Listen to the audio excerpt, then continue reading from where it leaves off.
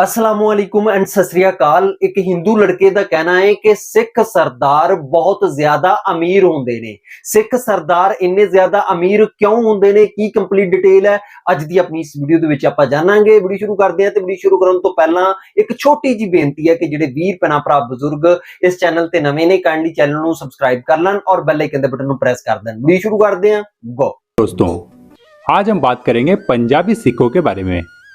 आप लोगों ने भी कभी न कभी तो सुना ही होगा कि सिख कम्युनिटी के लोग बहुत ज्यादा अमीर होते हैं। इनके पास बहुत ज्यादा पैसा होता है। शायद आपने कभी यह चीज महसूस भी की हो, पर इसका कारण क्या है, आज हम उन्हीं के बारे में जानेंगे। पर इससे पहले मैं अपने बचपन की एक घटना का आपके साथ जिक्र करना चाहूंगा, जिससे आपको भी अंदाजा हो जाएगा कि सिख कम्युनिटी के लोग कितने अमीर होते हैं और उनके पास कितना पैसा होता है। जब मैं छोटा था तब मैं हिंदी मीडियम स्कूल में ही पढ़ा करता था और हमारे शहर में तकरीबन 30 से 35 हिंदी मीडियम स्कूल थे और 3 इंग्लिश मीडियम स्कूल थे जो कि शहर से बाहर की तरफ थे। मेरे स्कूल में तकरीबन 400 बच्चे पढ़ा करते थे, पर एक बार मैंने नोटिस किया कि हमारे स्कूल में हिंदू और मुस्लिम कम्युनिटी के बच्चे तो पढ़ते हैं, पर एक भी सिख बच्चा हमारे स्कूल में नहीं पढ़ता है। जबकि मेरे शहर में काफी सारे सिख रहा करते थे। यहां तक कि मैं जिस दुकान से कपड़े खरीदता था वो भी एक सिख सरदार की ही दुकान थी और मैंने हमारे शहर के गुरुद्वारे में भी काफी सारे सिख सरदार देख रखे थे। तब मुझे लगा कि हमारे शहर में तो काफी सारे स्कूल हैं, वो उन्हीं में से किसी स्कूल में पढ़ते होंगे। पर उसके कुछ टाइम बाद यह सवाल मेरे दिमाग में एक बार फिर से गूंजा और वो दिन था 15 अगस्त का। दरअसल हमारे शहर में 15 अगस्त और 26 जनवरी पर सभी स्कूलों द्वारा एक रैली निकाली जाती थी, जिसमें हर स्कूल अपने बच्चों की रैली पूरे शहर में घुमाते हुए एक जगह पर जाते थे, जहां पर एक शहीद फौजी की मूर्ति पर माला चढ़ाई जाती थी। जब हमारे स्कूल की रैली वहां पहुंची तो मैंने रास्ते में और उस जगह पर काफी सारी स्कूलों की रैलियां भी देखी, पर मुझे उनमें से एक भी सिख बच्चा वहां पर नहीं दिखाई दिया। उसके बाद सभी स्कूल हमारे शहर के एक बड़े मैदान में आते थे, जहां पर नगर पालिका द्वारा आयोजित सांस्कृतिक कार्यक्रम होता था, जिनमें सभी स्कूल के बच्चे कुछ ना कुछ परफॉर्म करते थे, जैसे डांस, नाटक और कविता। वहां मैं सभी स्कूल के बच्चों को देख सकता था जो कि मैदान में ही बैठे रहते थे, पर मुझे वहां भी एक भी सिख बच्चा नहीं दिखाई दिया। फिर एक बार मैं बाइक पर पापा के साथ कहीं बाहर जा रहा था। तब हम शहर के बाहर के एक इंग्लिश मीडियम स्कूल के सामने से गुजरे। उस समय स्कूल की छुट्टी हुई थी, जिस वजह से मैदान में काफी सारे बच्चे थे। उन बच्चों में मैंने कुछ सिख बच्चों को स्कूल ड्रेस में नोटिस किया। तब मैंने ये निष्कर्ष निकाला कि हमारे शहर के सभी सिख लोगों के बच्चे इंग्लिश स्कूलों में ही पढ़ते हैं और शहर से बाहर होने की वजह से ही मैंने कभी भी किसी बच्चे को स्कूल ड्रेस में आते जाते नहीं देखा था, क्योंकि वहां से सभी बच्चे स्कूल बसों से ही सीधे आते और जाते थे। इस घटना से मुझे समझ में आया कि सिख लोगों के पास बहुत ज्यादा पैसा होता है, क्योंकि इंग्लिश स्कूलों की फीस बहुत ज्यादा हुआ करती थी और वो स्कूल भी लग्जरी हुआ करते थे और वो उन्हें अफोर्ड कर पा रहे थे। आज के टाइम पर इंग्लिश स्कूलों में पढ़ना काफी नॉर्मल हो गया है और आज तो काफी सारे इंग्लिश मीडियम स्कूल भी खुल चुके हैं। पर जब मैं छोटा था तब किसी छोटे शहर में इंग्लिश मीडियम स्कूल होना बहुत बड़ी बात हुआ करती थी। उन स्कूलों की फीस तो बहुत ज्यादा ही हुआ करती थी। उसके अलावा उन स्कूलों के स्ट्रिक्ट रूल भी, जैसे बच्चों का एडमिशन तभी होगा जब माँ बाप दोनों पढ़े लिखे होंगे और स्कूलों में हिंदी में बात नहीं कर सकते वरना फाइन लगेगा, और स्कूल बाहर होने की वजह से स्कूल बस का एक्स्ट्रा खर्चा, जो कि एक मीडियम क्लास फैमिली के बजट से बाहर था। अब ऐसे में सिख कम्युनिटी के लोग इन इंग्लिश मीडियम स्कूल को अफोर्ड कर सकते थे, तो इसका मतलब इनको पैसों की कोई दिक्कत नहीं है। इनके पास इतना पैसा है जिससे ये अच्छे से अपनी जिंदगी जीते हैं। अब इनके पास इतना पैसा आया कैसे, इन्होंने ऐसा क्या किया, तो इसके 7 कारण हैं। तो पहला कारण है शिक्षा। आपको शायद ये चीज काफी नॉर्मल लग रही होगी, पर यही सिख लोगों की सबसे बड़ी ताकत है। सिखों में शिक्षा का बहुत ही ज्यादा महत्व है। अगर बात सिखों की साक्षरता दर की जाए तो वो है 83.2%, यानी कि सिख कम्युनिटी के 83.2% लोग पढ़े लिखे होते हैं। और अगर बात अगले 10 से 15 सालों की जाए तो सिखों की लिटरेसी रेट 90% तक हो जाएगी। अब मुझे आपको ये बताने की कोई जरूरत नहीं है कि जो कम्युनिटी जितनी ज्यादा पढ़ी लिखी होगी वो उतनी ही तेजी से अपना विकास कर पाएगी। मैंने अपने बचपन की उस घटना में भी आपको बताया कि बच्चों की अच्छी पढ़ाई के उद्देश्य से ही सिख कम्युनिटी के लोग अपने बच्चों को इंग्लिश मीडियम स्कूल में पढ़ा रहे थे, क्योंकि उन्हें इस बात का अंदाजा था कि आने वाले समय में अंग्रेजी भाषा का बहुत ज्यादा महत्व होने वाला है।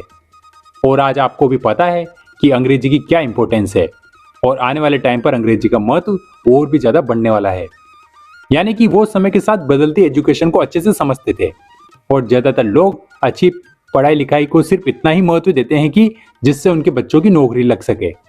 पर वो लोग ये नहीं जानते हैं कि अच्छी एजुकेशन से दिमाग का विकास भी होता है। भले फिर आप कोई नौकरी करें, बिजनेस करें या खुद का कोई काम, अच्छी एजुकेशन हर फील्ड में आपके काम आने वाली है। सिख कम्युनिटी का यही पहला सीक्रेट है। दूसरा कारण है कारोबारी दम। सिख लोग खुद का बिजनेस करने का दम रखते हैं। अब मैं यहाँ पर दम शब्द का इस्तेमाल इसीलिए कर रहा हूँ क्योंकि खुद का बिजनेस शुरू करना कोई छोटी मोटी बात नहीं होती है। इसके लिए सचमुच में दम की ही जरूरत होती है।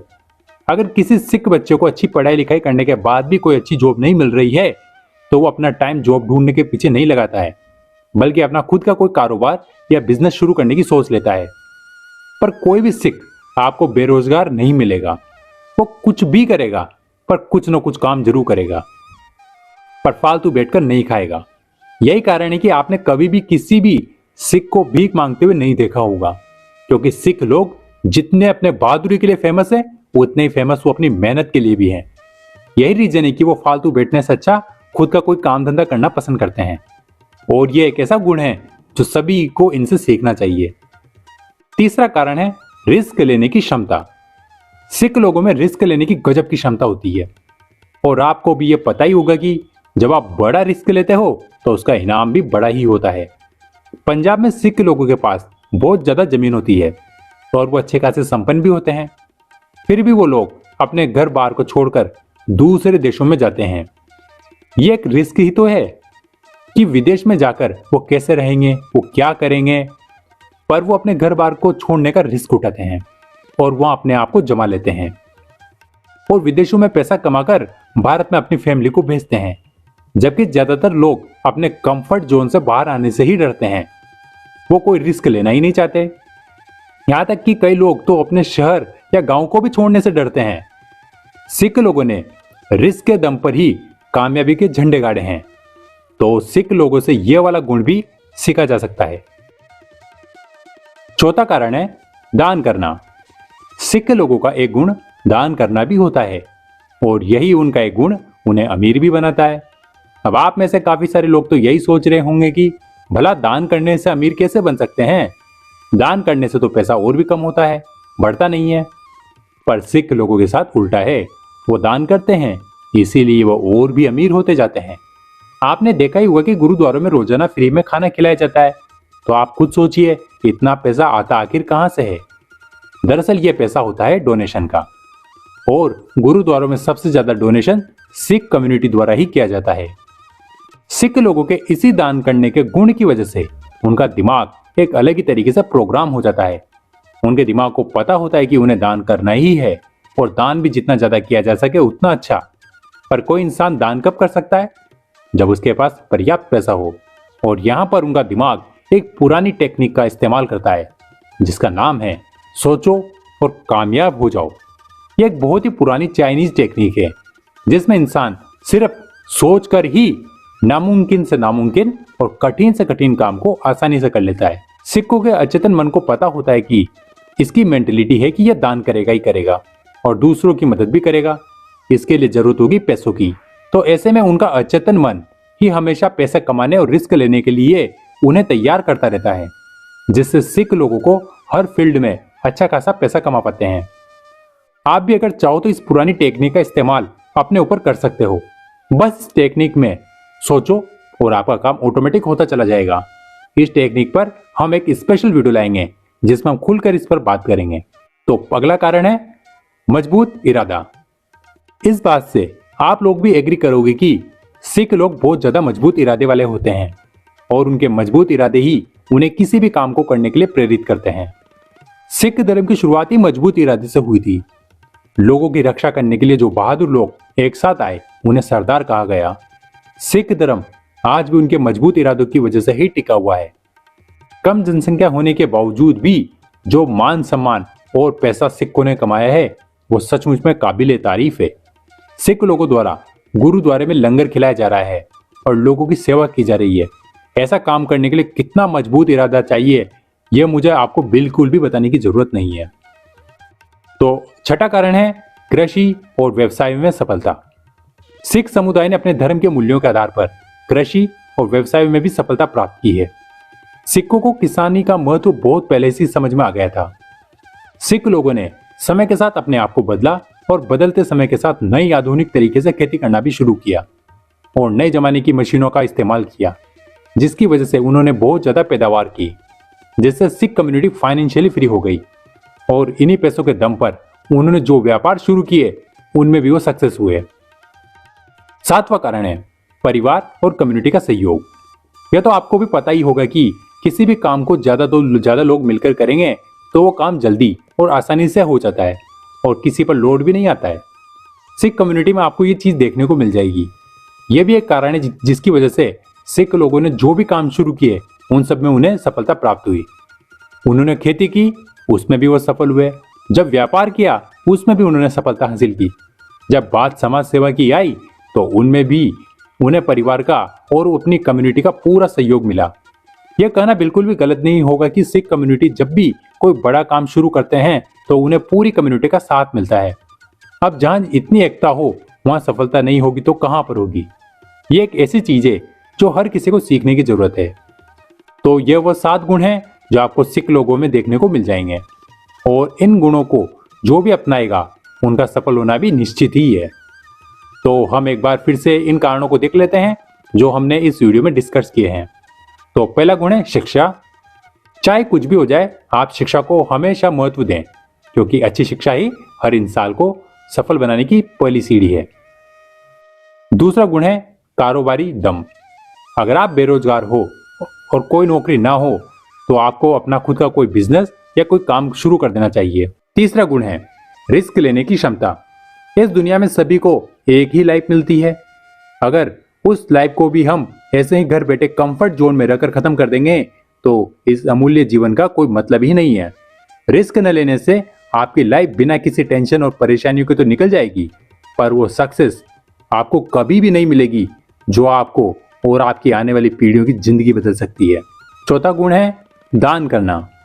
यह ऐसा गुण है जो बहुत कम लोगों में आपको देखने को मिलता है, क्योंकि दान करना एक ऐसा गुण है जो आपको अमीर भी बना सकता है और गरीब भी। बस इस गुण का पॉजिटिव तरीके से इस्तेमाल करना आपको आना चाहिए। अगर इस गुण को डिटेल में समझना है तो आप कमेंट कर दीजिएगा, हम एक लाइव सेशन में इस पर खुलकर चर्चा करेंगे। पांचवा गुण है मजबूत इरादा। इस गुण के बारे में तकरीबन हर कोई जानता होगा, फिर भी वो इसे नहीं अपनाते हैं, क्योंकि अगर आपने यह गुण है तो आपको सफलता हासिल करने से कोई भी नहीं रोक सकता है। छठा गुण है कृषि और व्यवसाय में सफलता। सिख लोगों के ये महत्वपूर्ण पैसा कमाने के सोर्स हैं। ठीक उसी तरह आप भी अपने पैसे कमाने के सोर्स को मजबूत कीजिए ताकि आप लाइफ टाइम उनसे कमाई कर सको। सातवां कारण है परिवार और कम्युनिटी का सहयोग। जब हम कोई काम शुरू करते हैं और हमें कोई सपोर्ट करने वाला हो तो वो काम आसानी से हो जाता है। इसलिए कोशिश कीजिए कि कोई अच्छा काम कर रहा हो तो उनका सहयोग कीजिए और अपने परिवार का ऐसा माहौल बनाइए कि सब एक दूसरे का सहयोग करें, ताकि आप और आपके परिवार के सभी लोग सफलता हासिल करें। तो ये वो 7 गुण थे जिनकी वजह से सिख कम्युनिटी इतनी सफल और अमीर है। आपको ये लगने में काफी छोटी बातें लग रही होगी, पर ये छोटी छोटी बातें ही एक इंसान को सफलता की सीढ़ियां चढ़ाती है। ਵੀਡੀਓ ਦੇ ਵਿੱਚ ਆਪਾਂ ਨੇ ਦੇਖਿਆ ਤੇ ਸੁਣਿਆ ਕਿ ਸਿੱਖ ਸਰਦਾਰ ਇੰਨੇ ਜ਼ਿਆਦਾ ਅਮੀਰ ਕਿਉਂ ਹੁੰਦੇ ਨੇ। ਲੇਕਿਨ ਅਗਰ ਕੋਈ ਮੇਰੇ ਕੋਲੋਂ ਪੁੱਛੇ ਕਿ ਸਿੱਖ ਸਰਦਾਰ ਇੰਨੇ ਜ਼ਿਆਦਾ ਅਮੀਰ ਕਿਉਂ ਹੁੰਦੇ ਨੇ ਤੇ ਮੈਂ 3 ਗੱਲਾਂ ਕਹਾਂਗਾ। ਨੰਬਰ 1 ਦੇ ਉੱਤੇ ਸਿੱਖ ਸਰਦਾਰ ਕਦੇ ਵੀ ਨੌਕਰੀ ਕਰਨਾ ਪਸੰਦ ਨਹੀਂ ਕਰਦੇ। ਸਿੱਖ ਸਰਦਾਰ ਬਿਜ਼ਨਸ ਕਰਨਾ ਪਸੰਦ ਕਰਦੇ ਨੇ, ਕਿਉਂਕਿ ਲਾਹੌਰ ਦੇ ਵਿੱਚ ਜਿੰਨੇ ਵੀ ਸਿੱਖ ਸਰਦਾਰ ਰਹਿੰਦੇ ਨੇ ਉਹ ਨੌਕਰੀਆਂ ਨਹੀਂ ਕਰਦੇ, ਉਹ ਆਪਣਾ ਕਾਰੋਬਾਰ ਕਰਦੇ ਨੇ। ਅਗਰ ਆਪਾਂ ਲਾਹੌਰ ਦੀ ਮਾਰਕੀਟ ਦੇਖੀਏ ਤੇ ਲਾਹੌਰ ਦੀ ਮਾਰਕੀਟ ਦੇ ਵਿੱਚ ਆਪ ਜੀ ਨੂੰ ਚੋਖੀਆਂ ਸਿੱਖਾਂ ਸਰਦਾਰਾਂ ਦੀਆਂ ਦੁਕਾਨਾਂ ਨਜ਼ਰ ਆਉਣਗੀਆਂ। ਮੇਰੇ ਪਿੰਡ ਦੇ ਵਿੱਚ ਵੀ ਕੋਈ 3-4 ਸਿੱਖਾਂ ਸਰਦਾਰਾਂ ਦੀਆਂ ਦੁਕਾਨਾਂ, ਯਾਨੀ ਕਿ ਆਪਣਾ ਬਿਜ਼ਨਸ ਕਰਨਗੇ, ਚਾਹੇ ਛੋਟਾ ਕਰਨਗੇ ਚਾਹੇ ਵੱਡਾ ਕਰਨਗੇ, ਤੇ ਬਿਜ਼ਨਸ ਦੇ ਵਿੱਚ ਬਹੁਤ ਜ਼ਿਆਦਾ ਬਰਕਤ ਹੁੰਦੀ ਹੈ। ਨੰਬਰ 2 ਦੇ ਉੱਤੇ ਸਿੱਖ ਸਰਦਾਰ ਮਿਹਨਤ ਕਰਦੇ ਨੇ, ਹਾਰਡ ਵਰਕ ਕਰਦੇ ਨੇ, ਕੋਈ ਵੀ ਕੰਮ ਕਰਦੇ ਨਾ ਉਹਨੂੰ ਛੋਟਾ ਨਹੀਂ ਸਮਝਦੇ, ਪੂਰੀ ਲਗਨ ਦੇ ਨਾਲ ਕਰਦੇ ਨੇ। ਨੰਬਰ 3 ਦੇ ਉੱਤੇ ਸਿੱਖ ਸਰਦਾਰ ਮਿਹਨਤ ਕਰਕੇ ਜਿਹੜਾ ਕਮਾਉਂਦੇ ਨੇ ਉਹਦਾ ਦਸਵੰਤ ਕੱਢਦੇ ਨੇ, ਉਹਦਾ 10ਵਾਂ ਹਿੱਸਾ ਗਰੀਬਾਂ ਦੇ ਉੱਤੇ ਖਰਚ ਕੀਤਾ ਜਾਂਦਾ ਹੈ। ਔਰ ਜਿਹੜੇ ਲੋਕ ਆਪਣੀ ਆਮਦਨੀ ਦਾ 10% ਗਰੀਬਾਂ ਦੇ ਉੱਤੇ ਖਰਚ ਕਰਨ, ਉਹਨਾਂ ਦੀ ਆਮਦਨੀ ਦੇ ਵਿੱਚ ਕਦੇ ਵੀ ਘਾਟਾ ਨਹੀਂ ਪੈਂਦਾ। ਉਹਨਾਂ ਲੋਕਾਂ ਦੀ ਸੋਚ ਗਲਤ ਹੈ ਜਿਹੜੇ ਲੋਕ ਇਹ ਸੋਚਦੇ ਆ ਕਿ ਜੇ ਅਗਰ ਅਸੀਂ ਆਪਣੇ ਮਾਲ ਦੇ ਵਿੱਚੋਂ ਗਰੀਬਾਂ ਦੇ ਉੱਤੇ ਖਰਚ ਕਰਤਾ ਤੇ ਸਾਡਾ ਮਾਲ ਘਟ ਜਾਏਗਾ। ਬਿਲਕੁਲ ਗਲਤ ਗੱਲ ਹੈ। ਸਿੱਖਾਂ ਸਰਦਾਰਾਂ ਨੂੰ ਦੇਖ ਲਓ, ਸਿੱਖ ਸਰਦਾਰ ਆਪਣੀ ਆਮਦਨੀ ਦਾ ਦਸਵੰਤ ਕੱਢਦੇ ਨੇ। ਤੇ ਆਪ ਜੀ ਨੇ ਵੀਡੀਓ ਦੇ ਵਿੱਚ ਦੇਖਿਆ ਹੀ ਹੈ, ਸੁਣਿਆ ਹੀ ਹੈ ਕਿ ਸਿੱਖ ਸਰਦਾਰ ਇੰਨੇ ਜ਼ਿਆਦਾ ਅਮੀਰ ਹੈ। ਬਾਕੀ ਜੈਨੂਇਨ ਗੱਲ ਹੈ, ਮੇਰਾ ਆਪਣਾ ਐਕਸਪੀਰੀਅੰਸ ਹੈ, ਸਿੱਖ ਸਰਦਾਰ ਡੇ ਬਾਏ ਡੇ ਜਿਹੜੇ ਨੇ ਅਮੀਰ ਹੁੰਦੇ ਜਾ ਰਹੇ ਨੇ। ਆਪ ਕੈਨੇਡਾ ਦੇ ਵਿੱਚ ਦੇਖ ਲਓ, ਅਮਰੀਕਾ ਦੇ ਵਿੱਚ ਦੇਖ ਲਓ, ਦੁਨੀਆ ਦੇ ਕੋਨੇ-ਕੋਨੇ ਦੇ ਵਿੱਚ ਆਪ ਜੀ ਨੂੰ ਅਮੀਰ ਤਰੀਨ ਸਿੱਖ ਸਰਦਾਰ ਜਿਹੜੇ ਨੇ ਦੇਖਣ ਨੂੰ ਮਿਲਣਗੇ। ਦੁਬਈ ਦੇ ਵਿੱਚ ਬਹੁਤ ਸਾਰੇ ਅਮੀਰ ਤਰੀਨ ਸਿੱਖ ਸਰਦਾਰ ਰਹਿੰਦੇ ਨੇ। ਬਾਕੀ ਵੀਡੀਓ ਦੇਖ ਕੇ ਜੋ ਮੈਨੂੰ ਲੱਗਦਾ ਸੀ ਮੈਂ ਆਪ ਜੀ ਨੂੰ ਦੱਸ ਦਿੱਤਾ ਹੈ। ਜੋ ਆਪ ਜੀ ਨੂੰ ਲੱਗਦਾ ਆਪ ਜੀ ਨੇ ਮੈਨੂੰ ਕਮੈਂਟ ਦੇ ਵਿੱਚ ਲਾਜ਼ਮੀ ਦੱਸਣਾ ਹੈ। ਤੇ ਇਸ ਮੇਰੀ ਅੱਜ ਦੀ ਵੀਡੀਓ, ਮਿਲਦੇ ਆਪਾਂ ਨੈਕਸਟ ਵੀਡੀਓ ਦੇ ਵਿੱਚ। ਉਦੋਂ ਤੱਕ ਮੈਨੂੰ ਦਿਓ ਇਜਾਜ਼ਤ, ਰੱਬ ਰਾਖਾ।